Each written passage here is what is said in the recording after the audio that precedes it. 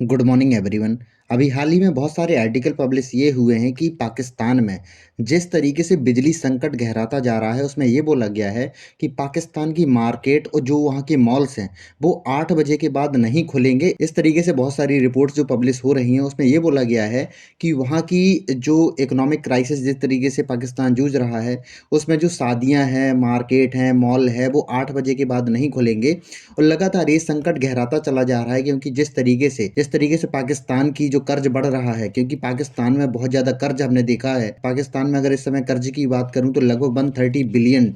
Dollar वहाँ पे कर्ज है। और इस समय अगर मैं इन्फ्लेशन वहाँ पे बहुत ज़्यादा बढ़ रहा है। अगर मैं फॉरेक्स रिजर्व की बात करूं तो उनके पास लगभग 6 बिलियन डॉलर बचा है जो वहाँ पे बहुत ही कम है। उनकी अगर मैं आबादी की बात करूं, पाकिस्तान की आबादी इस समय पे लगभग उनके 2011 के आंकड़ों के अनुसार लगभग 23 करोड़ है। इससे उनकी आबादी के हिसाब से जिस तरीके से उनका कोई भी मैन्युफैक्चरिंग नहीं होता है, कोई बड़ी कंपनी ना होने के कारण उनका जो एक्सपोर्ट है लगभग बहुत ही कम होता है, जिससे उनको बहुत सारी चीज़ें, यहाँ तक कि जिस तरीके से वहाँ पे फ्लड आई है तो उनको फूड भी जिस तरीके से खरीदना पड़ रहा है, वीट खरीदना पड़ रहा है, खाने के बहुत सारे आइटम, यहाँ तक कि चाय भी उनको खरीदनी पड़ रही है। तो वहाँ पे जिस तरीके से इन्फ्लेशन रेट बढ़ रहा है, अभी एक डेटा निकल के आया है जिसमें ये बताया गया है कि पाकिस्तान में जो इन्फ्लेशन है लगभग 25% से ज़्यादा के रेट में बढ़ रही है। वहाँ पे जो आटा के भाव है, अगर मैं एलपीजी सिलेंडर की बात करूँ तो वहाँ पे 1 किलो गैस की कीमत लगभग 650 रुपए, पाकिस्तानी रुपए की अगर मैं बात करूँ तो इस तरीके से वहाँ पे जो इन्फ्लेशन रेट बढ़ रहा है। इसके बाद हमने ये देखा है कि जो वहाँ के मॉल्स हैं और जो इकोनॉमिक क्राइसिस को देखते हुए वहाँ के मॉल्स हैं,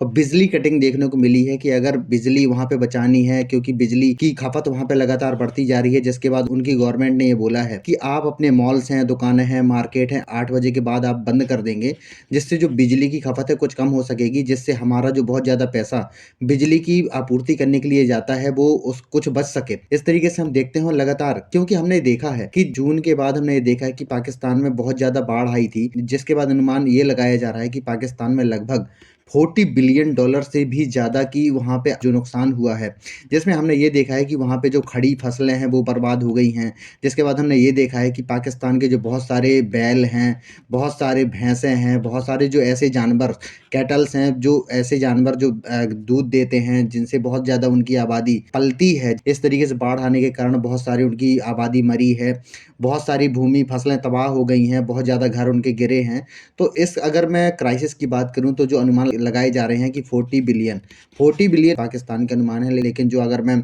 अमेरिका के अनुमान की बात करूँ तो लगभग 70 टू 80 बिलियन डॉलर का उनको नुकसान हुआ है। इसके बाद हमने ये देखा है कि पाकिस्तान ने दुनिया भर से इसके लिए कुछ लोन मांगा है कि हमें कुछ मदद कीजिए। इसके बाद हमने ये देखा है कि जिस तरीके से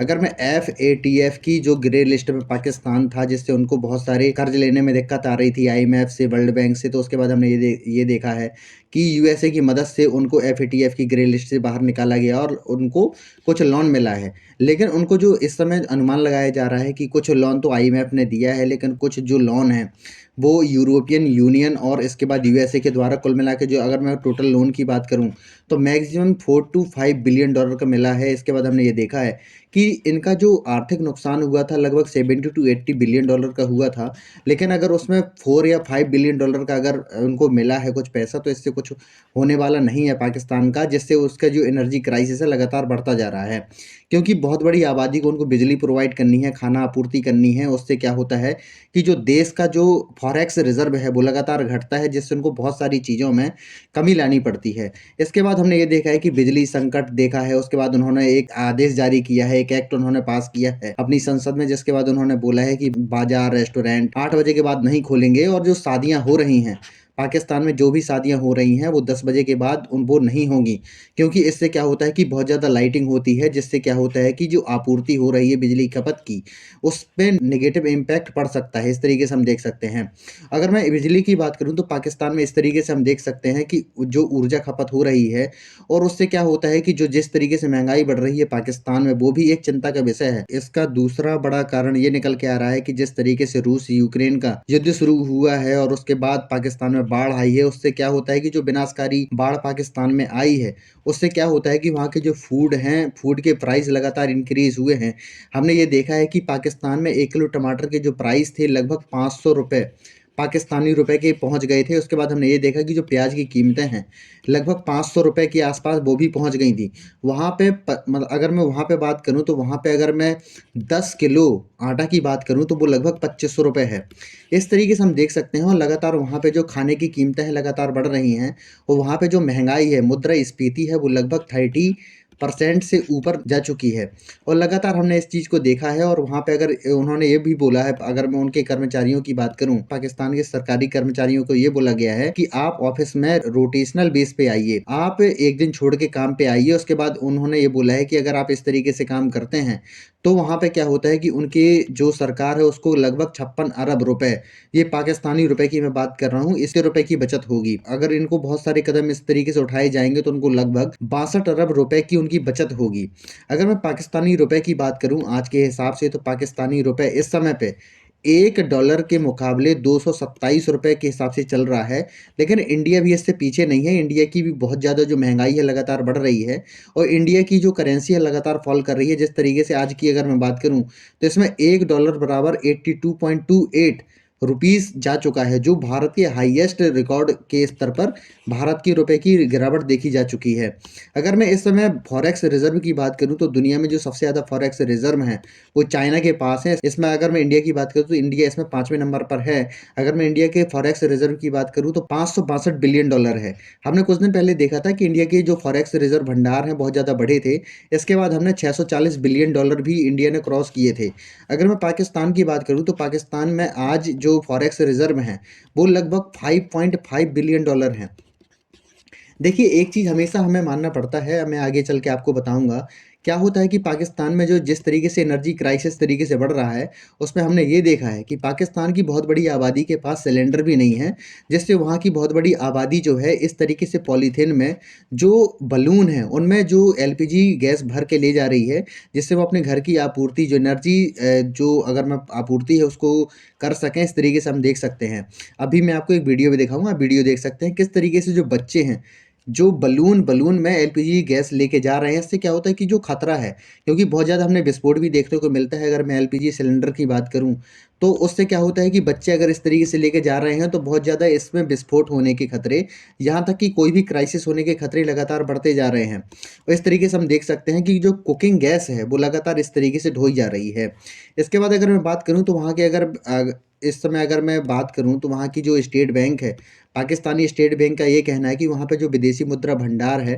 वो $6.72 बिलियन इस समय बचा हुआ है। इंडिया भी इस तरीके से हालत में था। अगर मैं 1991 की अगर मैं बात करूं तो इंडिया का जो टोटल फॉरेक्स रिजर्व था वो उस समय जो बचा था सिर्फ $9.22 बिलियन। लेकिन पाकिस्तान और इंडिया में जो फर्क है वो है लीडरशिप का। हमारे पास उस समय इतने विजनरी, अगर मैं लीडर की बात करूं तो इतने अच्छे हमारे पास लीडर हमेशा रहे हैं इंडिया में कि जो हमेशा अपने देश के बारे में सोचते रहे हैं, चाहे वो पक्ष में बैठा हो, चाहे वो सत्ता में बैठे हों या विपक्ष में बैठे हों। हमेशा हमारी चिंता ये होती है कि हमारा देश आगे कैसे बढ़े। हमारे इस तरीके से जिस तरीके से 1991 में जिस तरीके से क्राइसिस आया था, उसके बाद सारी जो गवर्नमेंट थी, सारी जो पॉलिटिकल पार्टी थी, एक साथ एक मंच में बैठ के उन्होंने ये सोचा कि हम अपने देश को कैसे निकालें। उसमें क्या होता है कि भारत के जो सभी बड़े नेता उस चर्चा में शामिल थे, जिसके बाद हमने ये देखा कि भारत के वित्त मंत्री उस समय डॉक्टर, अगर मैं मनमोहन सिंह की बात करूं तो उन्होंने इतनी अच्छी पॉलिसी बनाई। उसके बाद हमारे देश में रिफॉर्म आए, जो एलपीजी रिफॉर्म जिसको हम बोलते हैं। उसके बाद अगर मैं बात करूं तो 1991 से 2022 तक की अगर मैं बात करूं तो भारत के जो फॉरेक्स रिजर्व हैं, हमने ये देखा है कि लगभग 335 गुना बढ़े हैं। जिसके बाद हमने ये देखा है कि भारत के फॉरेक्स रिजर्व इस समय अगर मैं बात करूं तो अब $562 बिलियन हैं, लेकिन कुछ टाइम पहले $640 बिलियन के ऊपर भी चले गए थे। इस तरीके से हम देख सकते हैं। तो इस इन सब में जो लीडरशिप का बहुत बड़ा महत्व नजर आता है, अगर मैं आगे की बात करूं तो। इसके बाद हमने ये देखा है कि पाकिस्तान में जिस तरीके से महंगाई बढ़ रही है, लगभग 25% 30% के हिसाब से महंगाई बढ़ रही है, जिससे हमने ये देखा है कि पाकिस्तान में जो फॉरेक्स डेब्ट है, जो विदेशी कर्ज है, वो लगभग $130 बिलियन है। इस तरीके से हम देख सकते हैं लगातार $130 बिलियन का मतलब समझते हो कि अगर वो बहुत ज़्यादा पैसा कमाते भी हैं तो बहुत ज़्यादा उनका पैसा जो इसके जो अगर मैं इंटरेस्ट में जाता होगा तो उनकी जो डेवलपमेंट है, जिस तरीके से उनकी गरीब जनता है उनको क्या प्रोवाइड करते होंगे वो ही जानते होंगे। उनकी बहुत सारी जो पॉलिटिकल पार्टी हैं, उनके जो मंत्री हैं, वो अजीब वो गरीब तरीके से बयान देते हैं कि इसमें पॉपुलेशन कंट्रोल करनी चाहिए। वो बहुत बड़ा कंसर्न भी है, क्योंकि एक छोटे से मतलब एरिया वाला देश देश, उसमें अगर मैं बात करूँ तो लगभग 23 करोड़ जनता का रहना, ये भी अपने आप में एक चुनौती है क्योंकि उनको क्या होता है कि कहीं जनता रहती है तो उसको फूड चाहिए,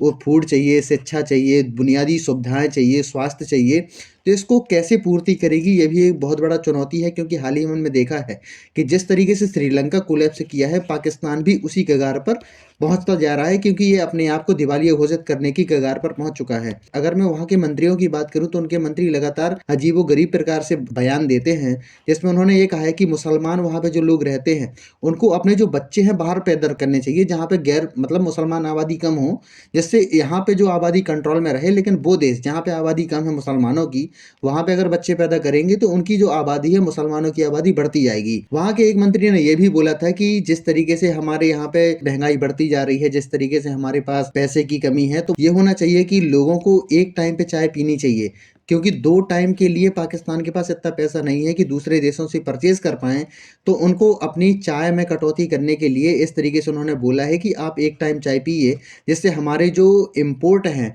वो कम हो सकें और हमारा जो पैसा है फॉरेक्स रिज़र्व कुछ बच सके। इस तरीके से हम देख सकते हैं तो हम इसका मतलब ये सॉल्यूशन निकाल सकते हैं इसका कि पाकिस्तान को अगर अपनी इकोनॉमी में सुधार लाने हैं तो इसमें रेडिकल चेंज करने होंगे, रेडिकल चेंजेस करने होंगे। इसको क्या होता है कि जनता को नुकसान होगा क्योंकि पाकिस्तान बहुत बड़ी सब्सिडी देता है अपनी जनता को। तो उन्होंने उनमें ये होना चाहिए कि एक ऐसी इकोनॉमिक पॉलिसी लानी चाहिए जिससे वो अपने आप को सुधार सके। ये मैं ऐसा नहीं कह सकता हूँ कि इंडिया के इंटरेस्ट में नहीं है। अगर दिवालिया पाकिस्तान होता है, तो वहाँ पे इतने आतंकवादी संगठन खड़े हो जाएँगे जो हमारे लिए भी एक खतरा का विषय है। ये हम सोच सकते हैं और ये हमारे लिए हमेशा चिंता का विषय रहता है कि पाकिस्तान कोलैप्स ना कर जाए जिससे उनके जो न्यूक्लियर हथियार हैं, वो आतंकवादियों के हाथ में आ जाएँ, ये हमारे लिए बहुत बड़ी चिंता है। तो आशा करता हूँ कि आपको वीडियो अच्छा लगा होगा। अगर आपको वीडियो अच्छा लगा हो तो प्लीज़ इसको लाइक कीजिए, सब्सक्राइब कीजिए एंड शेयर कीजिए। धन्यवाद।